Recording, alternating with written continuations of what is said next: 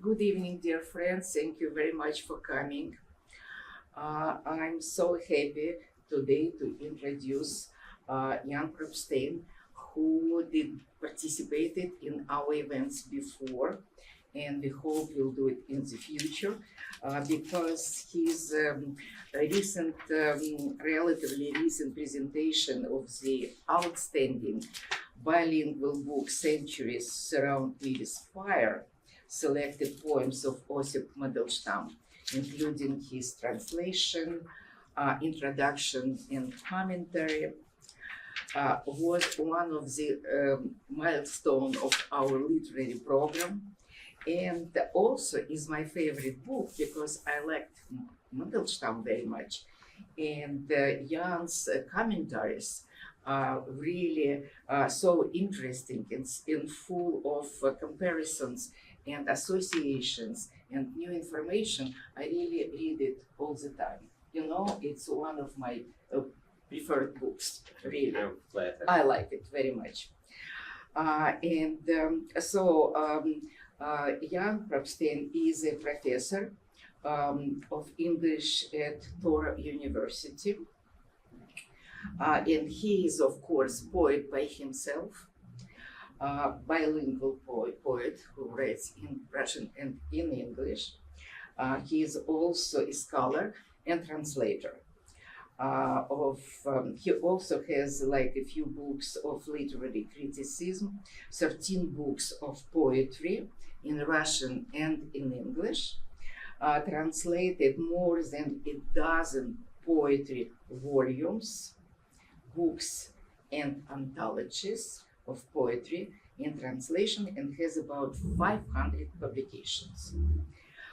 His most recent books in Russian is contemporary American poetry, from Black Mountain poets to language poetry, with Vladimir Fedchenko. It was published by the Moscow Academy of Science. And also NLO. and also translation of Walt Whitman, and some other books. Last year published a bilingual edition of Charles Bernstein's new book, Zeno's Way, and his latest book in Russian, are polyphonic verses, published in Kiev. So such a huge geography as well of publications. Yeah, and Israel also. And also in Israel, Gertrude yes. Stein was published simultaneously In Kiev and in Russia. in Russia. And in Israel, Babel publishing. Yeah, Babel, 24, in 24, very recent. And I think we are very fortunate that Jan will presenting these books today. He will read from his latest translation from Charles Bernstein's poems, Zeno's Way, also his own poetries, and what is very, very intriguing, it's Gertrude Stein's Stanzas in Meditation, published also in Tel Aviv and in Cheboksary in 24. Such a geography. Yeah.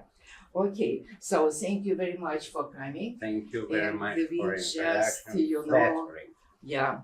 All waiting for incredible presentation as always. Thanks a lot. Thank you. I'm sitting usually between two chairs, between two languages, and it came out to me suddenly that in most readings I don't read that much. I read here and at Russian Samovar last year twice, and maybe I will be reading Samovar again. So because I was presenting already Osip Mandelstam here and Charles Bernstein there, I will reduce that a little bit. But since we published two books, actually anthology, and this book also in Cheboksary, and thank God he was still alive when they came out. This was presented to him at his 90th birthday. Jerome Rothenberg, who is a magnificent, towering figure, only 5-volume anthologies, Poems for the Millennium, from the Romantics and across the world, one dedicated to America, one to avant-garde and modernism, one to Africa, one to from 19th century to 20th, from the Romantic poets to avant-garde. That, and posthumously, he finished with a co-author, a Mexican poet, Troada by name.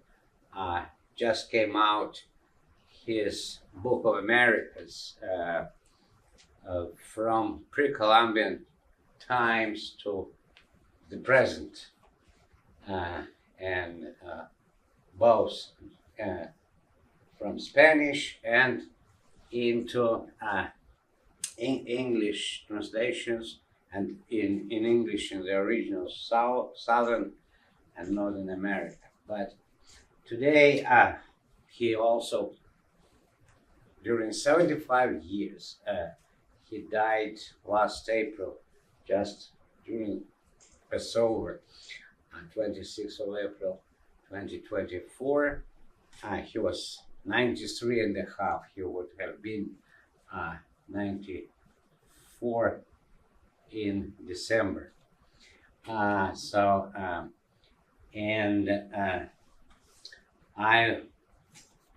People knew him for 50 or more years. He did some kind of field work when he was undergraduate here in New York. He was born in Brooklyn in 1931 on the 11th of December.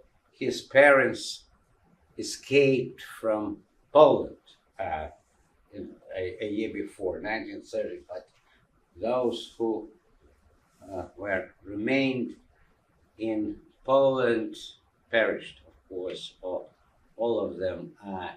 And the title of his book, it's republished as triptych, but the first was Poland 1931, as if projected if he were born there. And the other two parts, Herben. Herben is Yiddish for Holocaust, for Shoah. And this is the central part, and also the third is the Burning Babe. It's allusion to the poem by the, actually he was beatified, a saint who was tortured and killed by Elizabeth of the Southwell, 1561, 1595, because he was also Catholic priest, and so during the reign of Elizabeth, Catholics were persecuted. So that's and so I want you to listen to Jerome Rothenberg reading Herben. Maybe the reading will be like 15 to 20 minutes of each, because there are too many. And then in the middle of it, I will read my own stuff. Okay.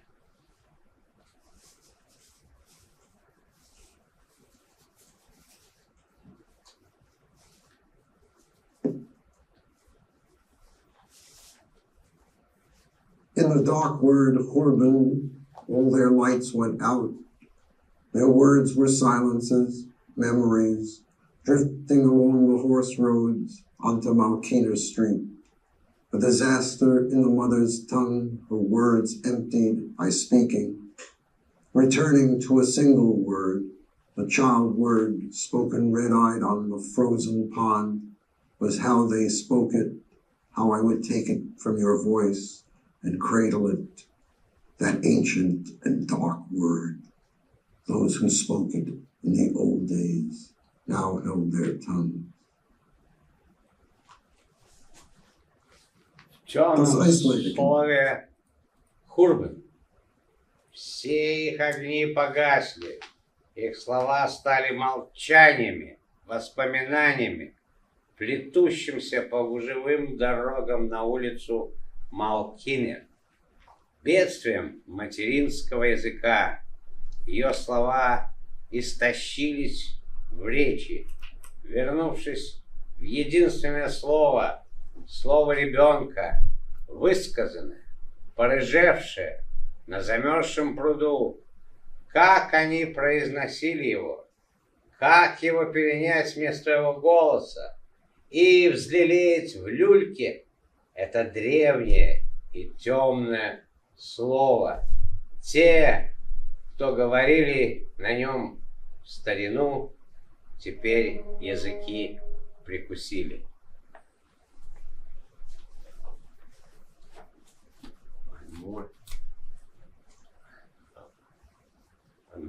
Ausländer, or what is the next?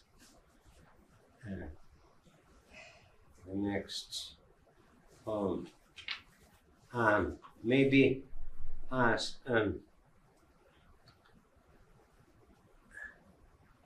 Which is the next one? And then I will. He also was at the beginning of American avant-garde. He had Dada poems, and he had also some of the poems dedicated to. One was actually a poem for the cruel majority, will be next. Was written in the time of Reagan. Poem for the cruel majority. And then Dada, I don't know whether there is Dada strain. I might read it. Someone else. A poem for the cruel majority by Jerome Rothenberg. The cruel majority emerges. Hail to the cruel majority. They will punish the poor for being poor. They will punish the dead for having died. Nothing can make the dark turn into light for the cruel majority. Nothing can make them feel hunger or terror. If the cruel majority would only cup their ears, the sea would wash over them. The sea would help them forget their wayward children. It would weave a lullaby for young and old. See the cruel majority with hands cupped to their ears. 1 foot is in the water, 1 foot is on the clouds. One man of them is large enough to hold a cloud between his thumb and middle finger, to squeeze a drop of sweat from it before he sleeps. He is a little god, but not a poet. See how his body heaves. The cruel majority love crowds and picnics. The cruel majority fill up their parks with little flags. The cruel majority celebrate their birthday. Hail to the cruel majority again. The cruel majority weep for their unborn children. They weep for the children that they will never bear. The cruel majority are overwhelmed by sorrow. Then why are the cruel majority always laughing? Is it because night has covered up the city's walls? Because the poor lie hidden in the darkness? The maimed no longer come to show their wounds? Today the cruel majority vote to enlarge the darkness. They vote for shadows to take the place of ponds. Whatever they vote for, they can bring to pass. The mountains skip like lambs for the cruel majority. Hail to the cruel majority. Hail, hail to the cruel majority. The mountains skip like lambs, the hills like rams. The cruel majority tear up the earth for the cruel majority. Then the cruel majority line up to be buried. Those who love death will love the cruel majority. Those who know themselves will know the fear the cruel majority feel when they look in the mirror. Cruel majority order the poor to stay poor. They order the sun to shine only on weekdays. The God of the cruel majority is hanging from a tree. Their God's voice is the tree screaming as it bends. The tree's voice is as quick as lightning as it streaks across the sky. If the cruel majority go to sleep inside their shadows, they will wake to find their beds filled up with glass. Hail to the God of the cruel majority. Hail to the eyes and the head of their screaming God. Hail to his face in the mirror. Hail to their faces as they float around him. Hail to their blood and to his. Hail to the blood of the poor they need to feed them. Hail to their world and their God. Hail and farewell. Hail and farewell. Hail and farewell. This poem was included, the translation in this anthology, not in the book. Some coincide, some don't. Стихотворение для жестокого большинства. Жестокое большинство явилось. Да здравствует жестокое большинство. Они накажут бедных за то, что бедны. Они накажут мертвых за то, что мертвы. Никто не заставит мрак стать светом у жестокого большинства. Ничто не заставит их почувствовать голод и ужас.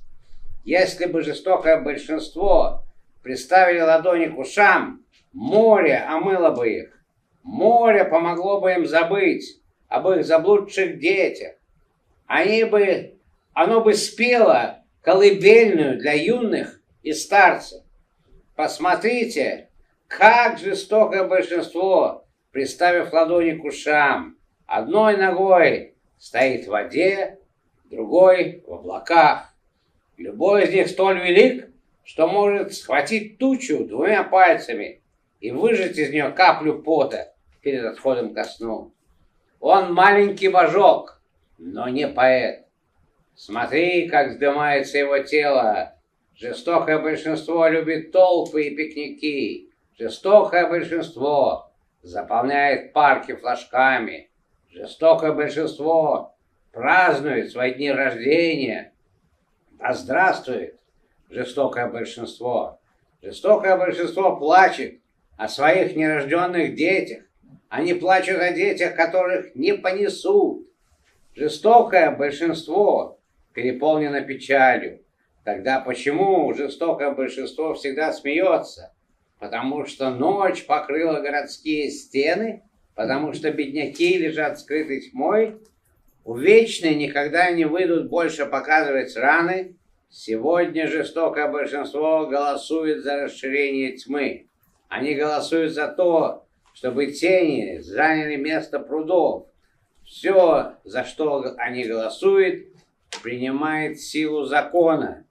Горы прыгают, как овны, перед жестоким большинством. Да здравствует жестокое большинство! Аве! Аве! Жестокое большинство! Горы прыгают, как овны, холмы, как агнцы. Жестокое большинство роет землю для жестокого большинства.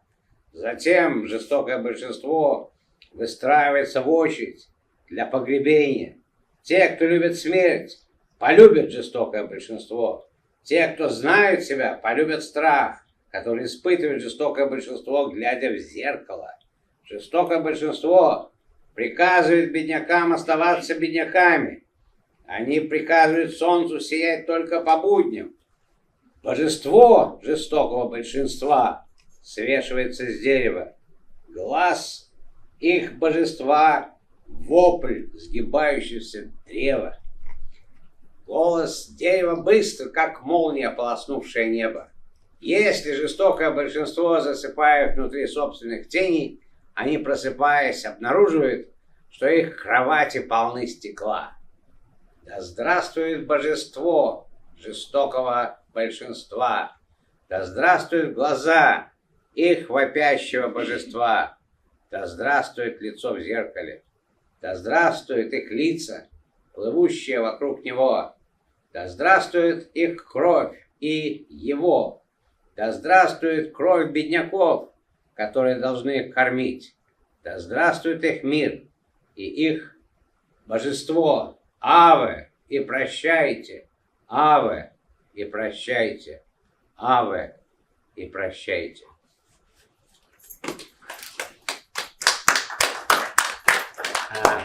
This is cruel majority. I will read, I don't remember where is the reading of this.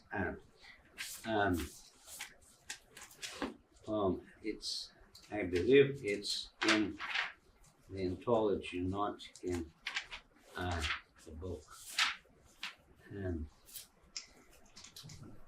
The zigzag mothers of the gods of science, the lunatic fixed stars and pharmacies, fathers who left the tents of anarchism unguarded, the arctic bones strung out on Saint-Germain like tom-toms, living light bulbs. Aphrodisia, art is junk. The urinal says dig a hole and swim in it. A message from the grim computer. Ye are hamburgers. Эта струна дада. Зигзаговые матери богов науки, лунатичные застывшие звезды и аптеки, отцы, оставившие палатки анархизма без охраны, арктические кости, натянутые струнами на Сен-Жермейн, как там-тамы, живые лампочки, афродизия. Искусство — это хлам, писсуар. Говорит, выкопай яму и плавай в ней. Послание угрюмого компьютера. Вы все гамбургеры. This is just the image and the scope of this poet. I don't know how long we can go back to read some more of his Holocaust poems later. I don't know. The Burning Babe, for instance, and Herben, what we already and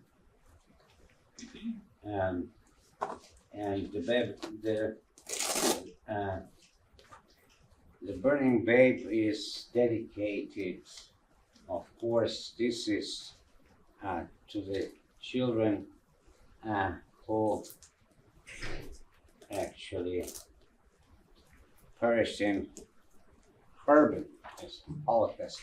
Herben is Yiddish. The Burning Babe. The babe is infant boy, he sings, he is so regular. His arms grow feathers, and he flies into your dream, and lost from sight, he sails amongst the dead, the dear departed. Little king, how many times will we still muddle through and feed as any fiddle right with you? Lamb, in pursuit of lamb, into a babe's world bright and brutal, raising a hand to strike and watching how your own hand, trembling, bursts like words imagined into flame. And I will read number 2 after Southwell. I already talked about Robert Southwell, who was burnt stake by the torturer of Queen Elizabeth, Richard Topcliffe. After Southwell, a pretty babe in air, aglow and glittering, his skin split from the heat, his tears a flood, but useless, cannot quench the flames, but feeds them, newly born, and burns like babe, like lamb on spit. He cries, but no one hears or feels the heat he feels. His breast a furnace, fueled by red-hot thorns that make him cry. Blameless love, oh, sighs and fires, smoke and ashes, shame and scorn, the flames of angry justice, mercy's hungry smile. A babe dissolved like molten iron casts himself into a pit where others fall and vanish, bathed with blood. And I'm sorry, who was it? it's Jerome Rothenberg, who Uh-huh. just This is all of it, Gerald Rothenberg. all Okay. yes, and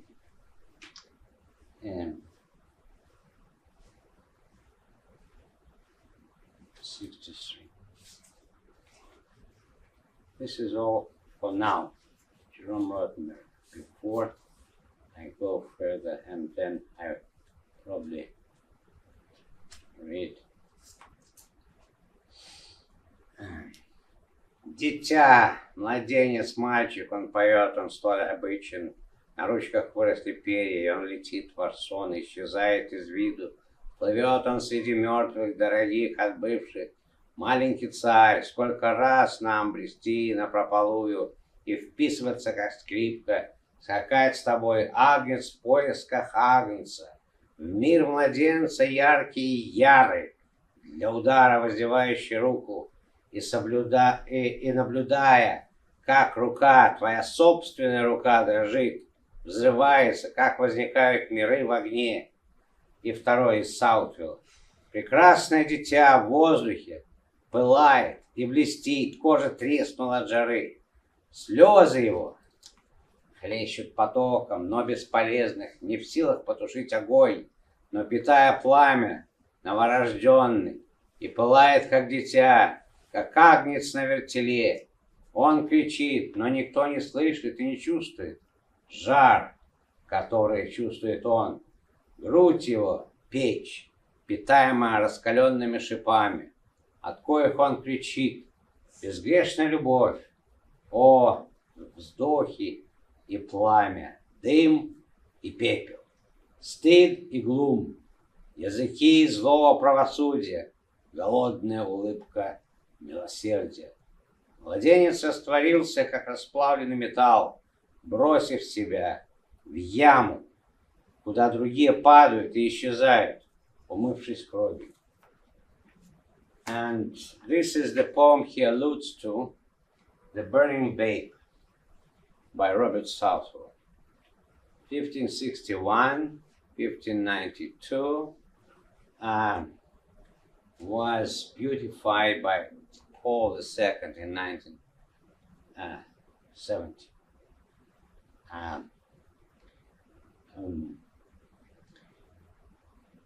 As I in hoary winter's night stood shivering in the snow, surprised I was with sudden heat, which made my heart aglow, and lifting up a fearful eye to view what fire was near, a pretty babe, all burning bright, did in the air appear, who scorched with excessive heat, such floods of tears did shed, as though his flood should quench his flames, which with his tears were fed.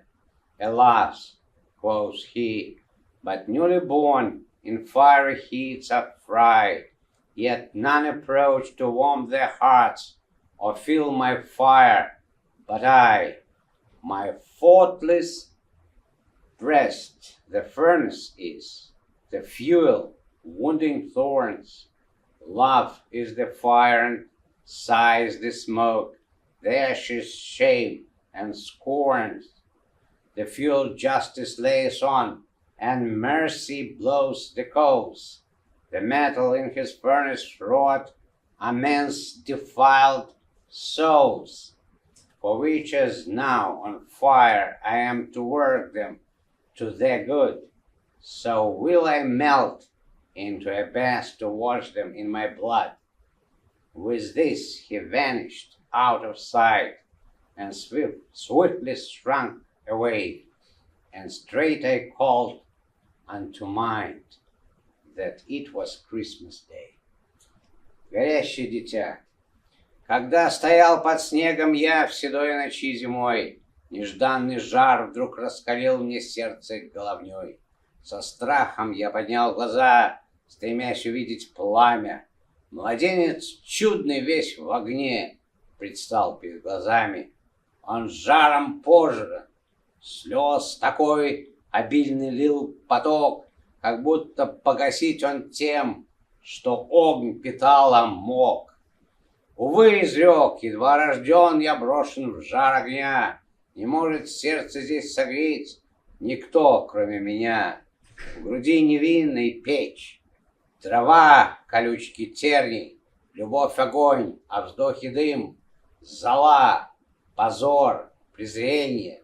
Здесь милость раздувает жар, а справедливость топит печь. Чтобы грязь душ людских, расплавив в горне, сжечь, я очищаю их собой в огне сейчас, горя, своей мою кровью их, когда расплавлюсь я. Промолвив это, он исчез из вида моего, и сразу вспомнил я в тот миг, что было Рождество. Он был в армии во время войны, Ян? Jerome, after he was born in 1931, he served in Germany after the war, and he liked it actually.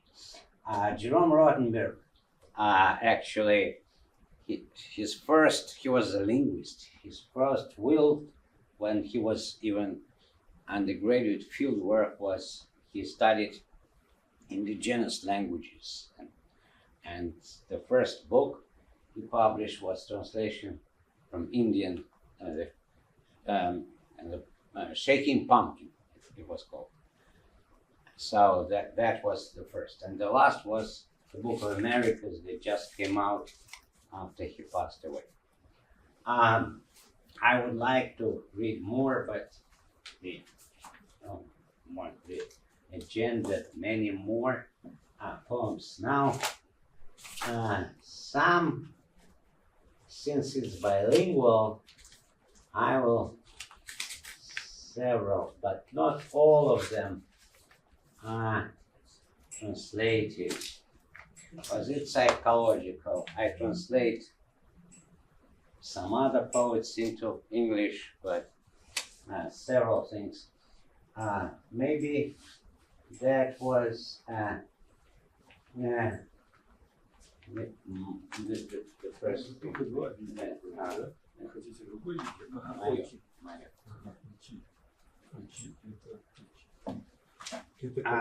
Maybe I will read just. Homecoming, да? Нет, не Homecoming, это какое? No.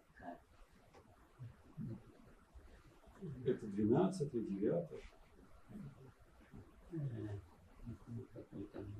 Bilingual poems, да? Это где двойна. No. Не показывали эти bilingual, but Bilingual, да? Вот это? Yes. Okay. All right. This was published. That was. I was even one of the contributing editors there.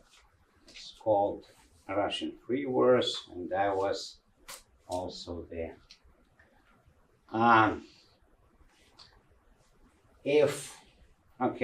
Should I read English or it's on the screen?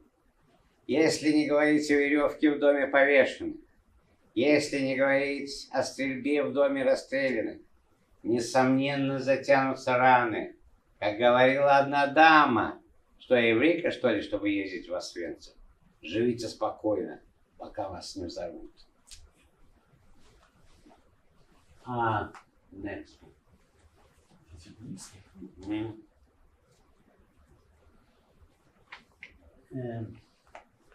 It's both ways. I don't remember what was written before. У времени нет времени для времени. Настоящее похоже на Орфея. Чуть оглянется назад, одни утраты, и слепящее будущее впереди. Иди смелее, но помни, чуть умолкнешь, разорвут на части те, кто тебя боготворили. Time has no time for time. The present resembles Orpheus. As soon as it looks back, there are only losses and a blinding future ahead. Go boldly on. Yet remember, as soon as you lapse into silence, you will be torn apart by those who worship you.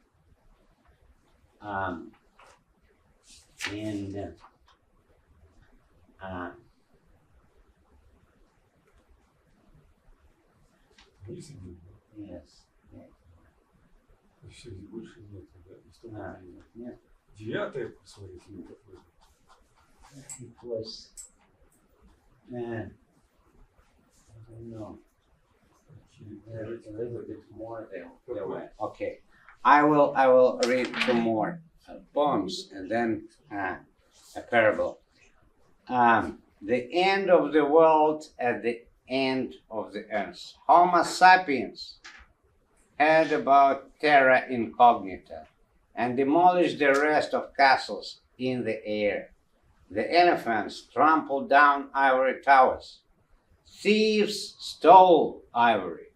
The rest was taken away by the unwelcome guests. Only some illusions escaped, having crawled into the neutral territory of the terrarium. Конец света на конце земли.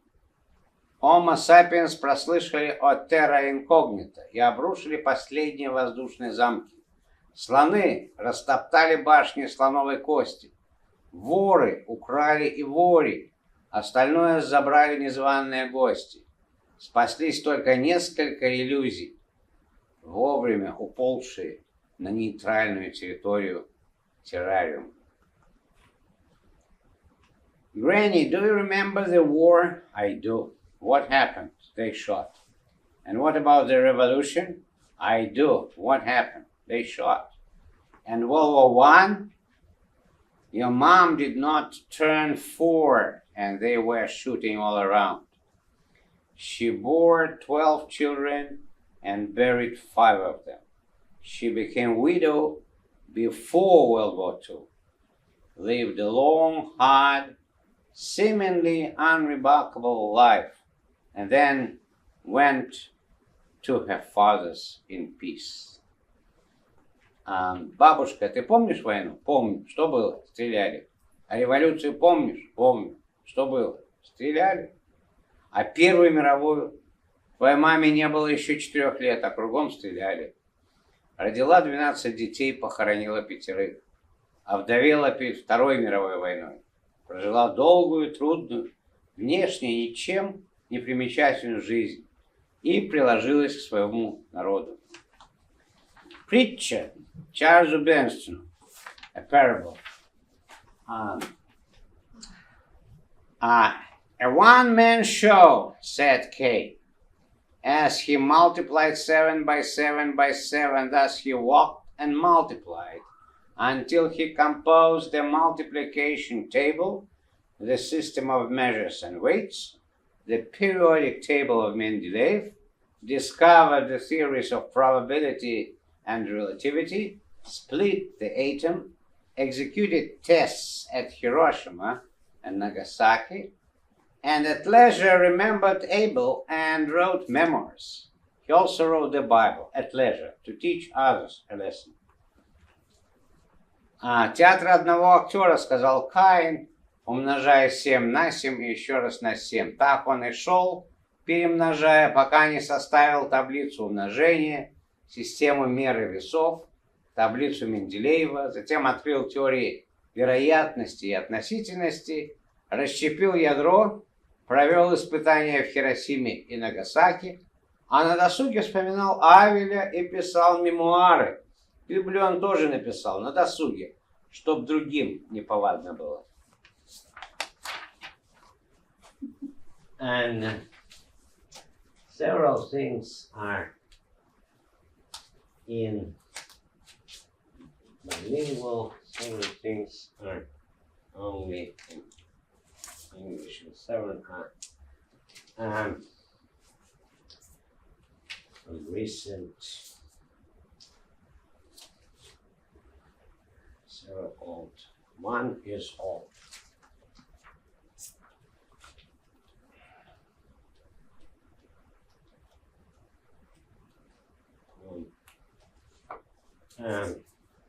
homage to my father. And right above me is my star, my glowing star. His dazzling fire blazes over barbed wire. He breathes in infernal smoke, dying and again reviving. Yes, right above me is my star. He's neither yellow, blue, nor red. The colors of existence are all mingled in one, as if his head was touched by snow that turned him gray. A little bit different in Russian. А надо мной моя звезда, она горит, она пылает, над проволокой лагерей дышит дымом из печей и, угасая, воскресает. Да, надо мной моя звезда, не желтая, не голубая, не все цвета, она седая. And some of the humorous, this one was translated from English into Russian, rare occasion. A talk show, I saw you on TV the other night. I saw you in a dream the other night. I saw you in a nightmare, I guess. I talked to you, but you were on TV. I talked to you, but you were in a dream. I talked to you in a nightmare, perhaps. I talked to you, but you never said a word. You talked a lot, but never said a word. In that nightmare dream on the TV. You looked around, but never looked at me. Then you turned back and turned away, alas. Went back to business, or perhaps to sleep, or maybe to a party. Who will know? God knows what happened there to you and me, since I turned off that nightmarish TV. Тебя я видел в телепередаче, во сне тебя я видел прошлой ночью, тебя в кошмаре видел не иначе. Я звал тебя, но в телепередаче. Я звал тебя, наверное, во сне. Я звал тебя в кошмаре не иначе. Я говорил с тобой, но ты молчала. Я говорил, но ты лишь снилась мне. Я говорил с тобой в кошмаре не иначе. Оглядывалась ты и все молчала. Болтала, но слова не сказала. Телекошмарной этой передачи. Глядела на меня, не замечая. Зачем ты отвернулась и ушла? В дела ты погрузилась или в сон? А может, на тусовку? Как мне знать? Бог знает, что случилось с нами там. Я выключил телекошмарный шоу. And this one is only in English. A prayer. Save us, Savior, save our money, save our bread and caviar, save our honey, save our time, save our health, save our prime, save our health, save our souls, save our psyche, save us, Savior, and recycle.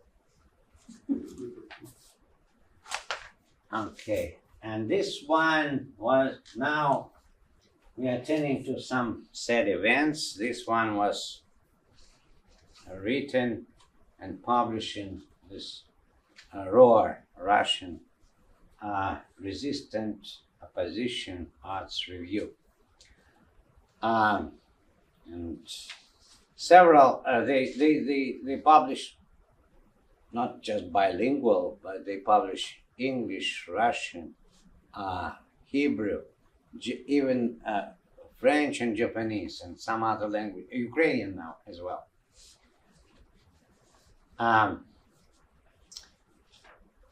They had God and he got dumb. Cry boils, but the tongue is numb. A call for victory or mischief can't shield from grief. One can't tell a victory from defeat, neither from a distance, nor face to face. God is defaced with bloody faces. They march towards immolation. Their eyes are bloodshot till they're shot. The sister cries, don't drink from a bag, don't drink from a hoof. Spoof. Some go to Tula, some go to Tuva. Some serve on the home front, somewhere in Nice or Venice to recover from stress. The war is like the tide. It's the fifth wave. Dissidents, peers, and peers rush away from Russia. It's mobilization. They march to their immolation. One that's been caned is worth two that haven't. For one killed, allowance is higher than for two wounded. They are created in the image and likeness, and for their courage, buried in the gutter. У них был Бог, и он умолк. Клокочет крик, но врос язык. Призыв к победе или беде, беду не отведу, и поражение от победы не отличить лицом к лицу, ни вблизи, ни на расстоянии. Бог обезличен, какие лица идут на заклание, кровью умыться. Смотрит сестрица, не пей скопыться. Одни ездят в Тулу или в Тулу, одни в тылу, другие в Ниццу освежиться. Идет война, идет волна, уже пятая. Противники и соглядаты, кто в шоколаде, кто в наряде. Прибыли мобики, готовьте гробики. За одного убитого больше пособия, чем у битого. Сотворили их по образу и подобию и погребли за отвагу на дне оврага. Broken Russian. Broken, X-ray, decorated, X-rated, armed, explosive, missile carrier, exploded, beaten, battered, hackneyed, injured, wounded, mutilated, desecrated, thrashed, bandaged, on crutches of classics and newspeak. Вырван грешный язык израненный, испоганенный, изломанный, истерзанный, вооруженный, взрывоопасный, орденоносный ракетоносец, побитый, убитый орденоносец, оторвали руки-ноги, накостыляли и пустили по дороге на костылях классиков и новояза. Some Russian from new book, publishing Kiev, polyphonic verses. So I will read some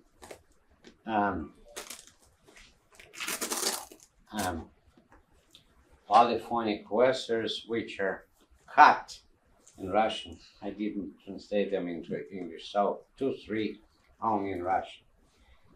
Ты и могу, ты и кипу, ты и раздоль, ты и приволь, ты и неволь, впрочем, доволь. Но призывов твоих все призывания лишь на заклад зазываешь поедом, как поросё, гугнивая матушка, воздуха идусь, потряса, однако не зов, а воз, и поныне там, где заклинило ось заклинание, да клина другого нет, и мета, и пента, и тетра, циклина нет, лишь цик, личность дурная, и лица ответ, все оставляют, как всегда, без ответ, но где же все-таки лик? Я хотел бы тебе рассказать, как сжимается сердце в тиска, ах, как бой, как тес и как душ, но никто никому, никогда никому ничего ни о чем не расскажет, зачем, почему, для чего, так страдая, изнова, только с гус, тки тугие в артериях бьют, ся, как рыба, о пламенный лед, как о край диафрагмы ты душа, пока не порвешь якоря жил моих, моего бытия, поплывет мой кораблик душа, и взлетит, как большой дирижа, блик, и лопнет воздушный мой шар, улетая в другие края, и никто никому никогда. Там и раз, там и уга, и нага, и прига, и зага. Воры там, это ярь, это ширь, и пустырь, это хмырь. На распутье стоит таки встарь великан-богатырь. И не знает податься куда. То ли врагов воевать, то ли своих, то ли орать благим матом, то ли сеть пора. Там простор до сих пор во всю мощь закричи, даже крика не услышит сосед, там всем беды един ответ. Только звон, только сон, только синь, только блин, только боль, только соль, не затоль, только голь. Изгаляйся, крестами меняйся, чтобы в теме кайлом, топором или ножом, но после известно покайся, волчья кайка, дались и не знай, когда иди в монастырь, или с посохом странствуй, страдалец великий надень, оглянись, богатырь. Чуден мир, это ярь, это ширь, это синь, то ли сон, то ли явь, то ли ночь, то ли день. Монолог Бакра. Почему ты курдячила глокая уздры меня? Оголтела, зачем теребила мое облатело? Навье диво свое навевала на диво зачем? И навек меня голосом дивным своим удивила, когда был безболезен, премного был любо полезен, а потом вздевьячил с девой дивим, на диво взвыла голосом так, что и волосы встали торчком, как в отчизне когда-то народ после смерти вождя. И теперь ли беда не беда, но лебедушка Леда улетела, снеся мне яичко с иглою Кощея. Щи хлебаю своей с лебедой, да иголку ищу в стоге сена твоем настенной, 5:30 вчера.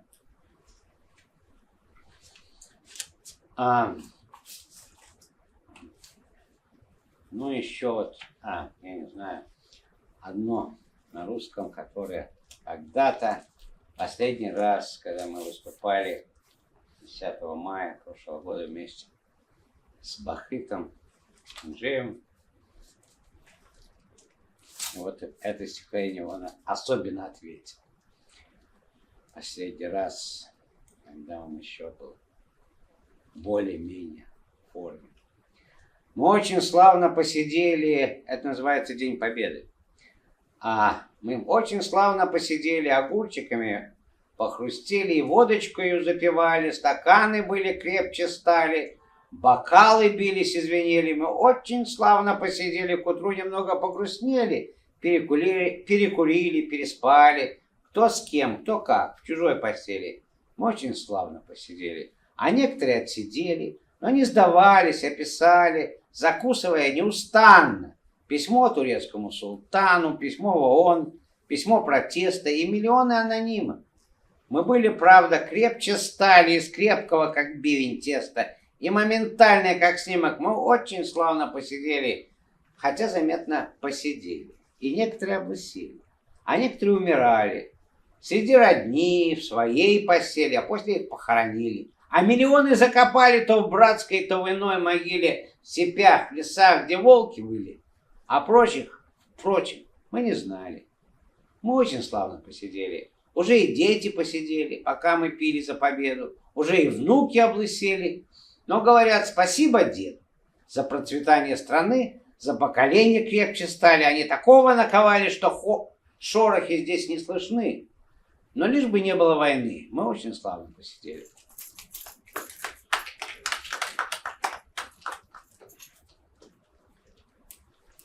Ну и рождественское. Время уже не течет из прошлого в будущее, время теперь настоящее. Растеклось по холсту жижи из грязи и крови. Время стоячее. Звезды глядят приветливо, звезды глядят изветливо. Вот одна сорвалась, то ли комета, то ли ракета. И волхвы застыли в сторонке, то ли дары несут, то ли похоронки. Ну и последнее, самое короткое. Не забудем, что речь должна жечь, но потом опять должна исцелять. I don't know, 6. Do we have time? We have like 30 minutes. A couple of minutes? 6. For Gertrude Stein. For Gertrude Stein, yes. I want half an hour. Okay, there was some woman reading Gertrude Stein. So Gertrude Stein, first of all, let's say some words about. She is so radical innovator, but she was interestingly in her lecture in 1926, Cambridge and Oxford. She wrote "Composition as Explanation." It's called. She said, "Nobody can be ahead." She denied just the notion of avant-garde. It's enough to be in time, step in together in time, because most of the people are far behind. And also, she is actually her invention that she used language, she used grammar. She in this poem, Stanzas, Meditation, she actually rhymed even, but she rhymed all kinds of auxiliary verbs and other things. Now, so that is one of the things. In 1946, before she died, she gave an interview, and she was singling out two models. One was the painter Cézanne, because she said his composition were horizontal. He spread it. You can view all the detail at once. And she tried to spread a language not vertical in time, but horizontally. And the second was Flaubert, also a role model for T.S. Eliot as well. And she was talking about the economy of the language. And those are repetitions that influenced even Hemingway. So she was kind of a mentor for Hemingway, and Hemingway fragments and his repetitions came from, of course, Gertrude Stein. And the other thing is that probably in her notebooks, she began drafting it even before she left in 1903 for France. But that was kept until 1930s, when Aristotle started putting them down, typing them. And for some time, she even interrupted that. Why? Because of jealousy. She rightly felt that the word may is by May Bookstaver, her first lover of Gertrude Stein when she was even in the United States, who introduced her, so to speak, to this lesbian love. And she was even mocking that at that time, Gertrude Stein was so naive. And the second May, of course, modal verb. And the third May is the month of May. And that was a great difficulty to translate May and my are close, but March, Summit, it's difficult. Okay, I will read several things, first in Russian and then in English, probably, so that it puzzles, and then we'll find out. Your book is bilingual? No, the book is, there are two books. One is published in Tel Aviv, and the other is published like this one in Shabbat Free Poetry, it's called. So both they're not bilingual, because if it were bilingual, it will be two books. It will be very, very. And then this book is available in ebook format. I even sent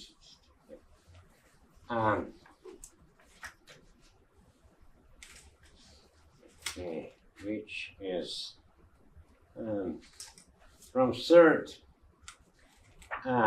part. There are 5 parts. Станции. 6. Это не гряда горы заурядной гряды заурядной горы. И не смог они что-то от чего-то оградить.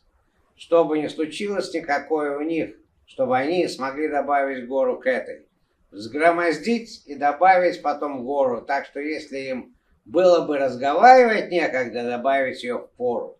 Если не только поэтому они не смогли попросить добавить, либо когда еще один, нет такой другой, каким бы хотелось, они прибавят, тогда появятся и добавят в ряд. И абсолютно не важно, как часто они будут это добавлять. А что к чему добавить, какую громаду? Им нужен листок, чтобы оставить шесток. И им узду для отдыха надевать не надо. Они вовсе не сомневаются, что может быть призыв. Они могут сделать все, чтобы не назвали. У них мало надежды не узнать это. У них мало надежды не узнать это. And then the other part 3.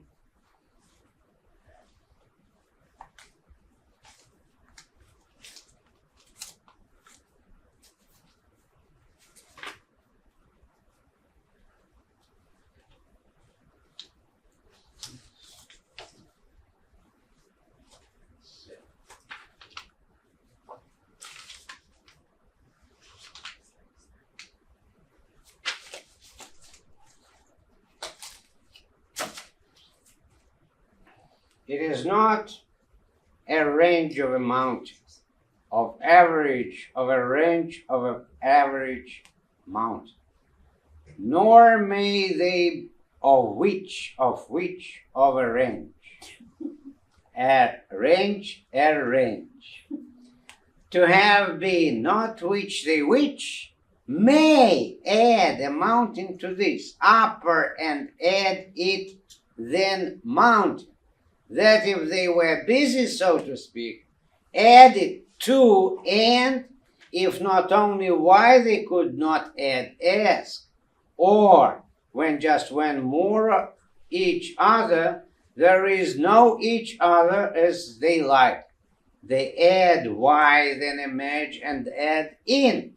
It is absolutely no importance how often they add it. By which add which amounting. They need a leave to leave a settling. They do not place a rain for resting. They do not at all doubt. Maybe a call they can do which whenever they name. The little hope of not knowing it. The little hope of not knowing it. And one more. Sounds very Jewish. Okay. 8.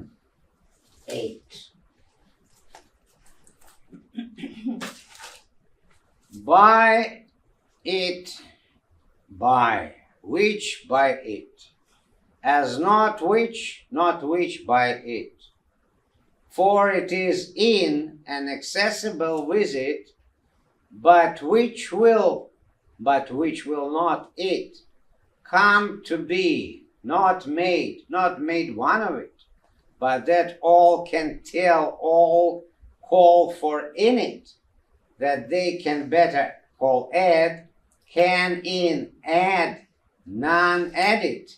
It is not why she asked that anger, in an anger, why they be frightened, because for it they will be which in not now, who only is not now.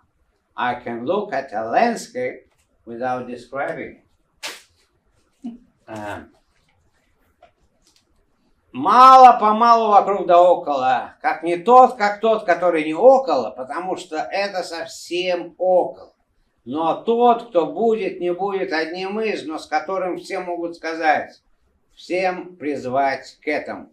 Чтобы они бы лучше позвали прибавить, чтобы суметь добавить так, чтобы больше не добавлять.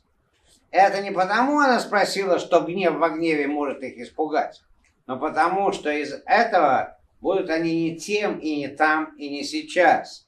Кого только там нет сейчас. Я могу смотреть на пейзаж, не описывая его.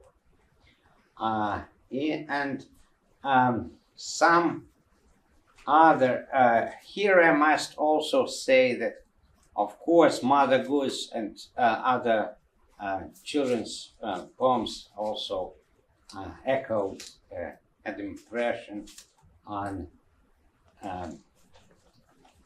her from childhood. And Yeah, what was her educational background? Did she study formal logic or physics? First of all, she was a favorite student of William Gibbs. And she graduated from Harvard Extension, Radcliffe. And he insisted, and they published their work together, a scientific article, psychology. And he insisted that she would go to the medical school after that. So she did Harvard University, but she didn't like the way they treated women at that time.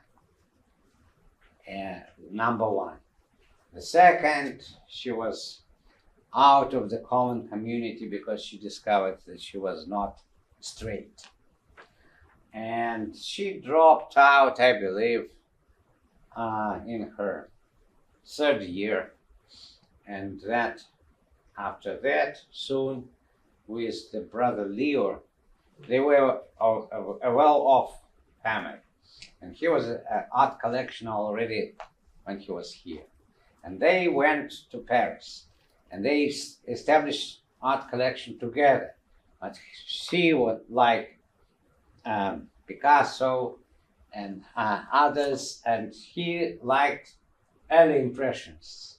And so when they split their collection, he took Cézanne, he took Renoir, he took Degas, and she took Manet and part of Cézanne as well, and Picasso. So they split collection, and Picasso, of course, this famous picture, I don't know whether the internet is here, the famous picture of 1905, 1906, Picasso. And interestingly, everybody was sure that she would give this picture to the Modern Art Museum, but she insisted it went to the Metropolitan. That was her will. Now I have to see which. I talked about Mother Goose. В 9 строфе написано о дрофе, в строфе 3 курица на насесте, в строфе белый пес ошалел. Поведано всем в 1 строфе, что я не только пойду туда, но и сюда.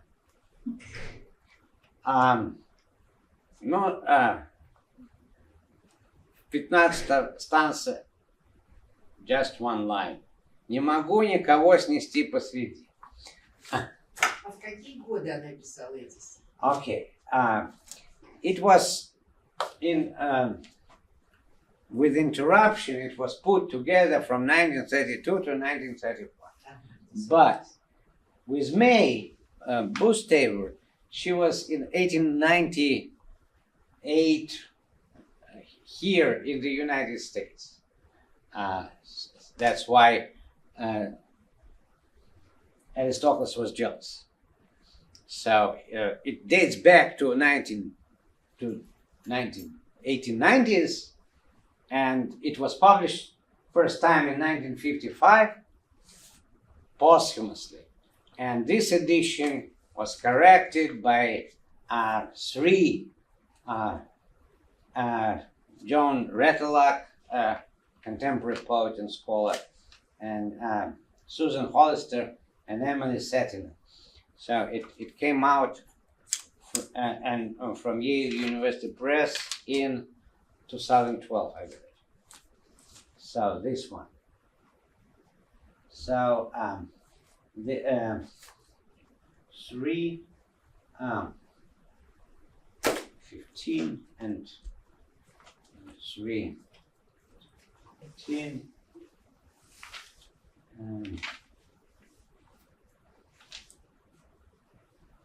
Which I just read in 13.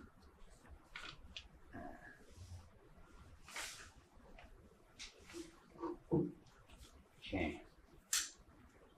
Stanza, I change, of course. Stanza 10, make a hand. Stanza 3, make a bird. Stanza white, make a dog. Stanza 1st, make it hurt. That I will not only go there, but here. And I could carry no one in between.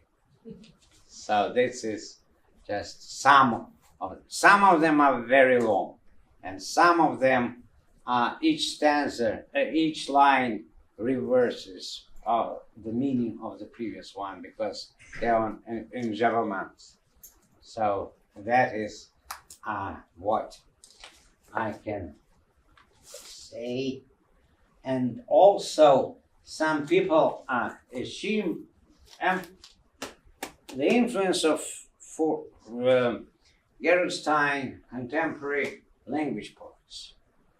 So one of them is Charles Bernstein, but not only. I'm now working on another Ray Armantrout, who has an influence. She was a Pulitzer Prize winner, and Charles, they were already acknowledged. Charles was Bilingual Prize winner, and Ray was a Pulitzer Prize winner, and she acknowledged that her early influence was Emily Dickinson, and she acknowledged also the influence of Gertrude Stein, and she acknowledged the influence of some other poets like of Robert Creeley, and Armantrout's line is very condensed, very also a lot of things, play of words, reverse the one line reverses the meaning of the other one,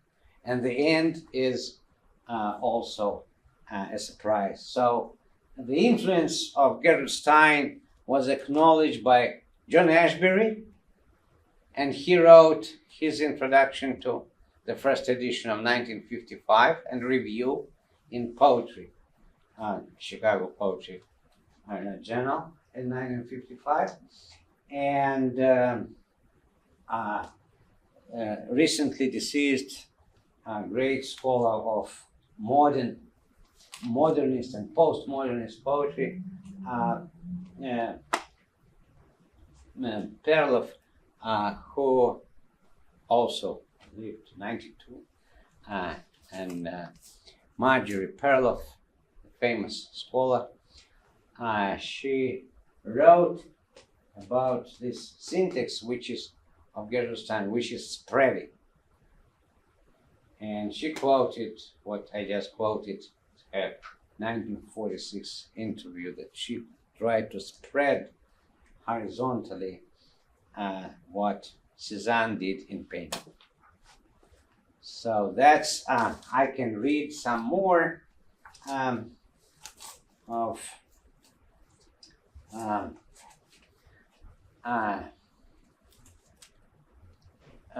9 from part 4, I believe, right?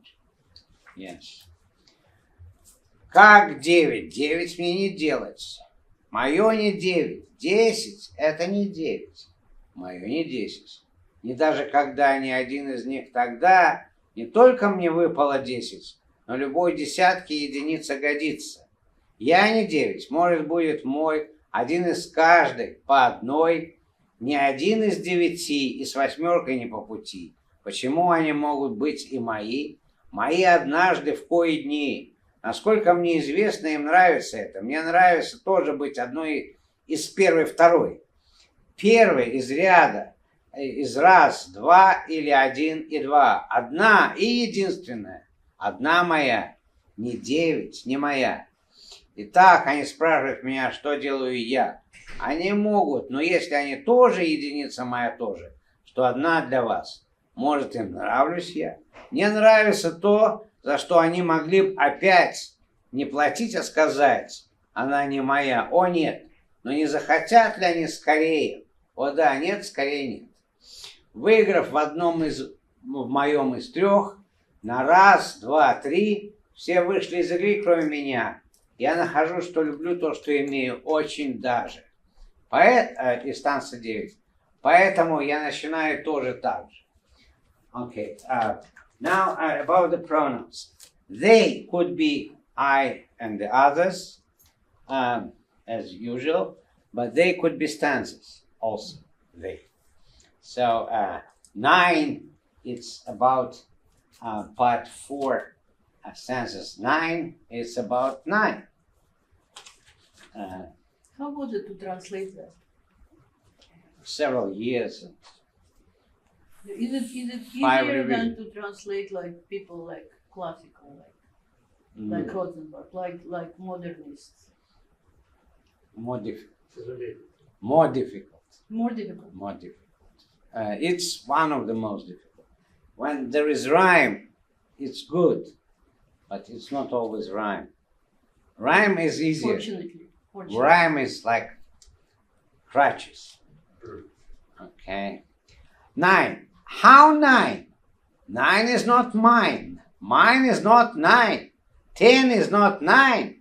Mine is not 10. No when. No which. One then. Maybe not then. Not only mine for 10, but any 10 for which one then. I'm not 9. Maybe mine. Mine one at a time. Not one from 9. Nor 8 at one time, for which they may be mine. Mine is one time, as much as they know they like. I like it too, to be one of 1, 2. 1, 2, or 1 or 2. 1 and 1. One mine, not one mine. And so they ask me, what do I do? May they but if they 2, 1 is mine too, which is 1 for you.